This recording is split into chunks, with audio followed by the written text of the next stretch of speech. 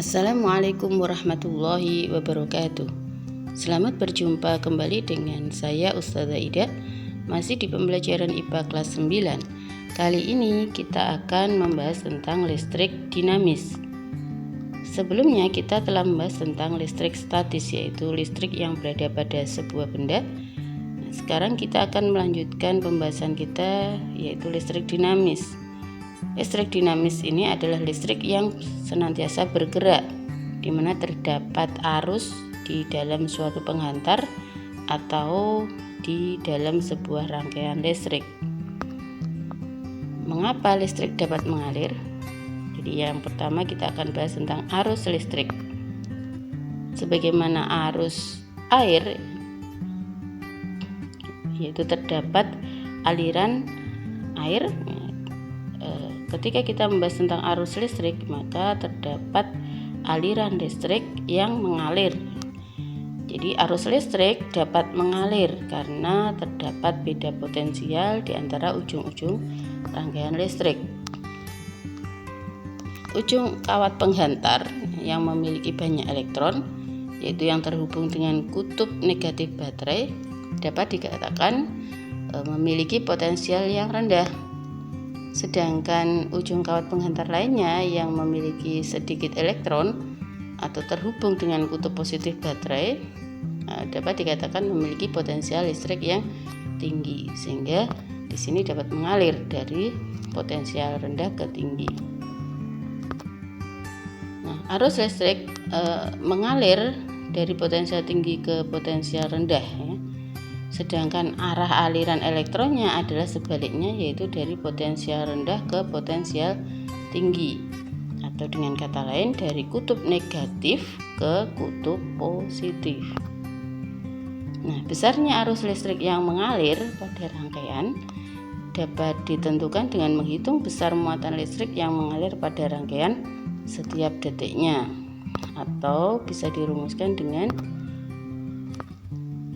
I sama dengan Hi per T, di mana I adalah besarnya kuat arus listrik, satuannya ampere, kemudian Hi adalah besarnya muatan listrik, satuannya coulomb, dan T adalah waktunya, satuannya sekon.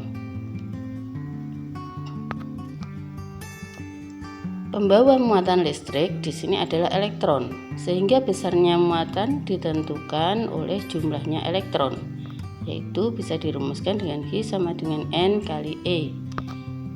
Karena tadi I sama dengan Hi per T, maka I sama dengan N kali E per T, di mana Hi adalah besarnya muatan, satuannya coulomb, ya. Kemudian N adalah banyaknya elektron, dan E adalah besarnya muatan satu elektron, satuannya coulomb. Kemudian I adalah besarnya arus listrik, satuannya ampere. Nah, contoh soalnya, arus listrik sebesar 5 mA. Nah, di sini satuannya miliampere, ya. Mengalir pada sel saraf selama 0,1 detik. Nah, berapakah besar muatan dan jumlah elektron yang berpindah dari sel saraf tersebut? Nah, jadi yang ditanyakan adalah besarnya muatan atau Hi, kemudian jumlah elektron atau N.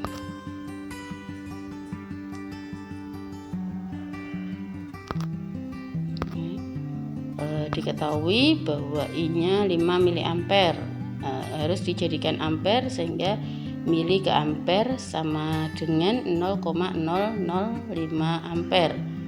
Jadi mili ke ampere itu sama dengan milimeter ke meter dibagi 1000, ya. Jadi 5 mA sama dengan 0,005 ampere. Kemudian T waktunya 0,1 sekon. Kemudian E besarnya muatan dari elektron itu telah diselidiki oleh para ilmuwan, yaitu sebesar 1,6 kali 10 pangkat negatif 19 coulomb. Ini besarnya muatan satu elektron, ya. Kemudian ditanya, yang pertama adalah Hi, besarnya muatan listriknya, kemudian yang kedua adalah N, yaitu banyaknya elektron yang mengalir. Selanjutnya jawabnya adalah I sama dengan Hi per T sesuai dengan rumus tadi ya. Nah, kemudian kita ambil Hi-nya berarti sama dengan I kali T, sehingga sama dengan I-nya 0,005 kali 0,1 hasilnya adalah 0,0005 coulomb. Ini untuk Hi, besarnya muatan listrik yang mengalir. Kemudian kita diminta untuk mencari N pakai rumus Hi sama dengan N kali E, sehingga N-nya adalah Hi per E. Dari yang A tadi Hi-nya 0,0005 coulomb, ini ya, dibagi N-nya 1,6 kali 10 pangkat negatif 19, hasilnya 3,125 kali 10 pangkat 15. Jadi jumlahnya elektron adalah sekian banyaknya ini. Pangkatnya positif, jadi 10 pangkat 15, 3,125 kali 10 pangkat 15 elektron. Nah, tidak terbayangkan ya jumlahnya sekian banyak elektron.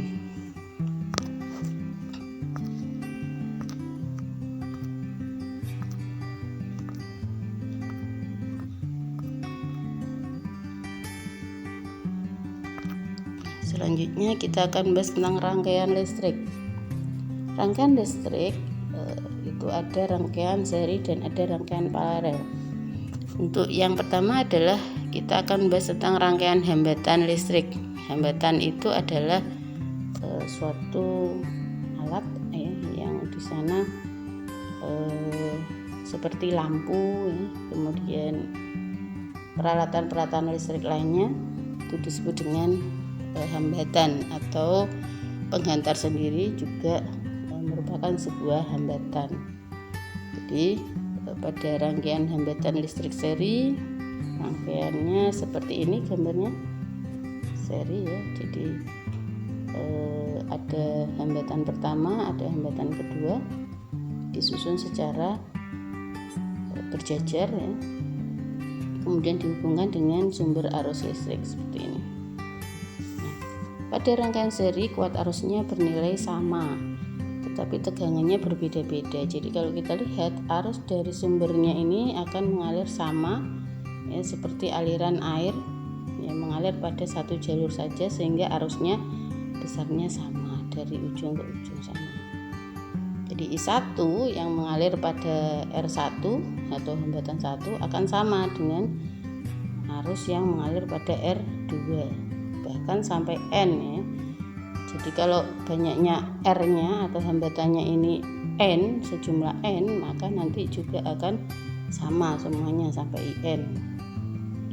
Kemudian bagaimana tegangannya, yaitu V.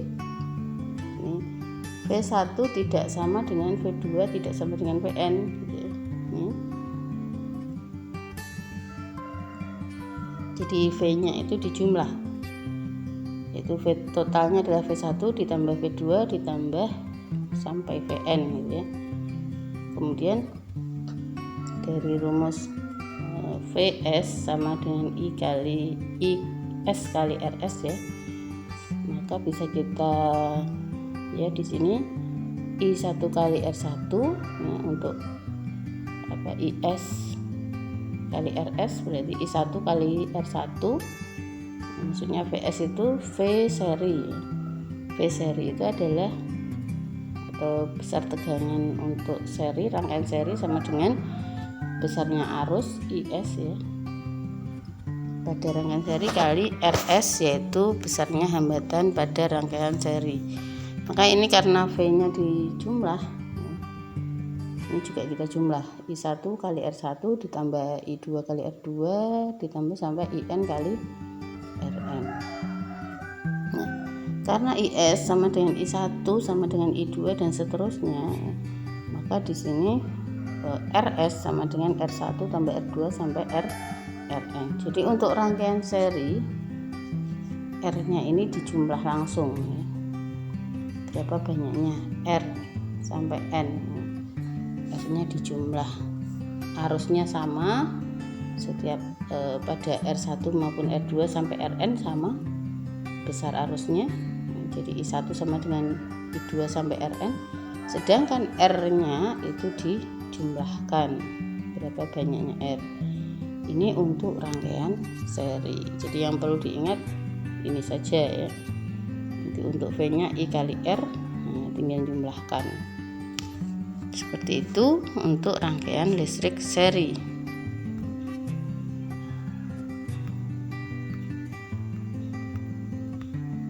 Silakan diamati ya, dan dipelajari ya. Selanjutnya untuk rangkaian hambatan listrik paralel. Bagaimana rangkaian listrik paralel bentuknya? Jadi seperti ini, bertingkat ya. Jadi ada dua hambatan R1 dan R2 di sini gambarnya. Yang ujungnya kita jadikan satu. Kita jadikan satu seperti ini. Jadi kita jadikan satu ujungnya, sehingga ini akan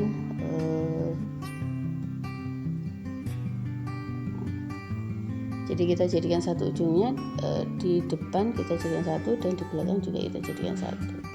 Nah, ini dihubungkan dengan sumber arus listrik sehingga arusnya kalau kita lihat akan dibagi ke dua cabang. Ya, jadi kalau kita punya kita lihat misalkan sebuah sungai ya, sungainya akan bercabang dua seperti ini. Maka bagaimana besarnya arus airnya? Maka arus airnya juga akan terbagi dua ya, menjadi airnya lebih sedikit ke sini dan yang lain ke sana.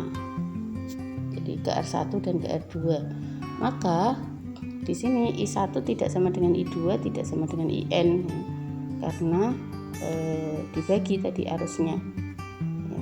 Yang sama apanya, yaitu V-nya. V1 sama dengan V2 sama dengan Vn. Kemudian IP atau besarnya arus listrik susunannya paralel, maka bisa dijumlahkan I1 tambah I2 sampai IN. Jadi ini nanti kalau bercabang banyak ya jumlahannya awalnya berapa menjadi berapa.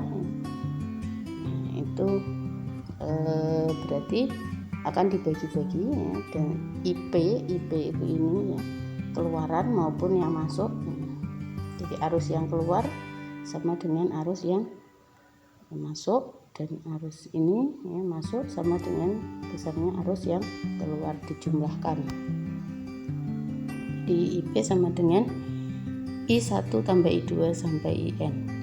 Maka karena I rumusnya adalah V per R ya, sehingga IP adalah jumlahan dari I1 yaitu V1 per R1, I2 ditambah I2 ya, berarti V2 per R2 dan seterusnya sampai IN yaitu Vn per Rn. Nah, karena Vp tadi sama dengan V1 sama dengan V2 sampai Vn, maka bisa kita rumuskan karena ini sama, berarti bisa kita rumuskan dengan seper Rp sama dengan seper R1 tambah seper R2 tambah seper R3 sampai seper Rn. Nah, ini rumus untuk rangkaian paralel. Perlu diingat ya, ini di garis bawahi atau di kotak itu ya, kalian simpan rumusnya.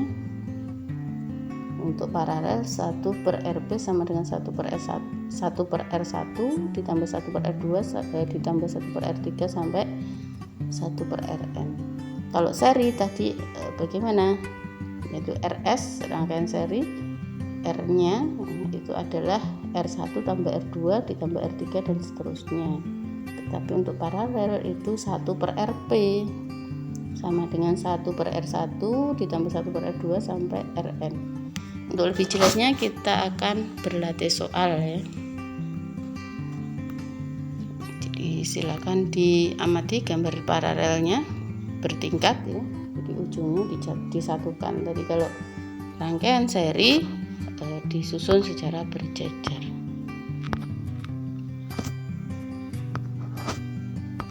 Nah, ini contoh soalnya. Yang A adalah rangkaian hambatan pertama disusun secara bagaimana ini? Secara paralel ya. Jadi ujungnya disatukan, bertingkat ujungnya disatukan. Kemudian yang hambatan kedua ini Yang B adalah disusun secara seri. Nah, bagaimana pembahasannya kalau paralel? Jadi untuk yang A paralel, yang B seri ya. Ingat itu. Coba kita lihat pembahasannya yang A. Ya. Untuk yang A tadi rangkaiannya secara paralel sehingga berapa hambatan totalnya, yaitu 1/RP sama dengan 1/R1 tambah 1/R2 ditambah 1/R3, karena ada 3 hambatan ya. Coba dilihat ada 3 hambatan, yaitu disusun secara paralel 2, 6 dan 4 ya.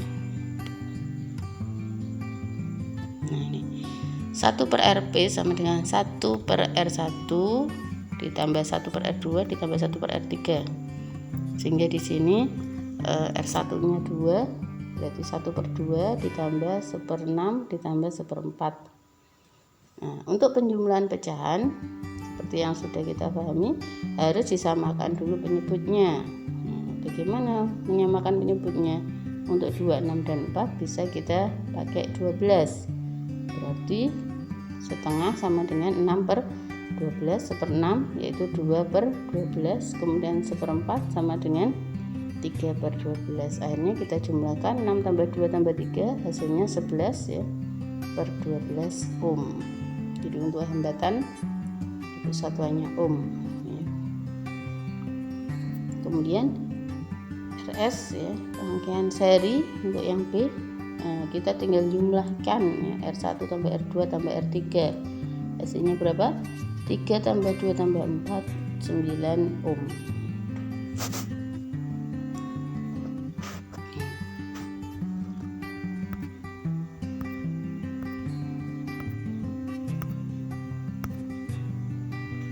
Selanjutnya contoh yang ketiga. Nah, ini kalau kita amati ada 2 hambatannya disusun secara seri, kemudian hambatannya disusun seri ini selanjutnya disusun paralel dengan hambatan yang ketiga. Ini disusun paralel, ujungnya disatukan berarti disusun paralel. Nah, bagaimana kita mencari besarnya hambatan totalnya?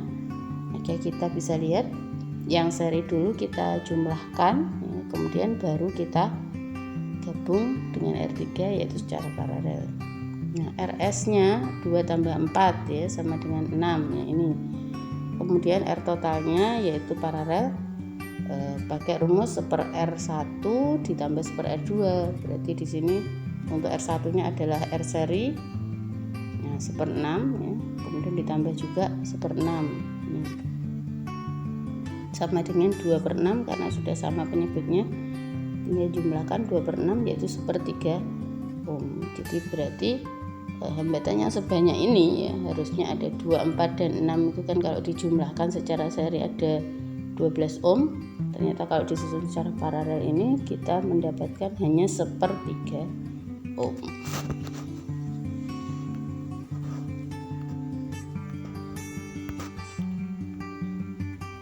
Untuk selanjutnya soal yang keempat ya, contoh keempat, kita amati gambarnya.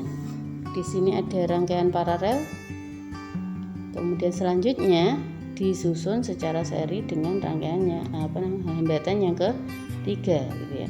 Jadi hambatan 1 dan 2 disusun secara paralel, selanjutnya disusun secara seri dengan hambatan yang ketiga. Bisa membedakan dengan contoh yang ketiga tadi ya. Jadi yang paralel harus kita selesaikan dulu, baru kemudian bisa diseri dengan yang ketiga. Nah, berarti kita hitung dulu yang ini 3 dan 6. Kita susun secara paralel, berarti 1/3 ditambah 1/6 hasilnya adalah 1/3 ohm. Kemudian diseri dengan 4, berarti 1/3 ditambah 4 hasilnya 4/3 ohm. Demikian ya. Semoga bisa difahami ya. Jika masih ada yang ditanyakan silakan ditanyakan di Google Classroom atau di WAG yang sudah disediakan. Silakan untuk materi ini kita dicatat ya di buku masing-masing supaya bisa dipahami dengan baik. Sekian, video dari saya, semoga bisa difahami ya. Saya akhiri sampai di sini. Mohon maaf atas segala kekurangan. Wassalamualaikum warahmatullahi wabarakatuh.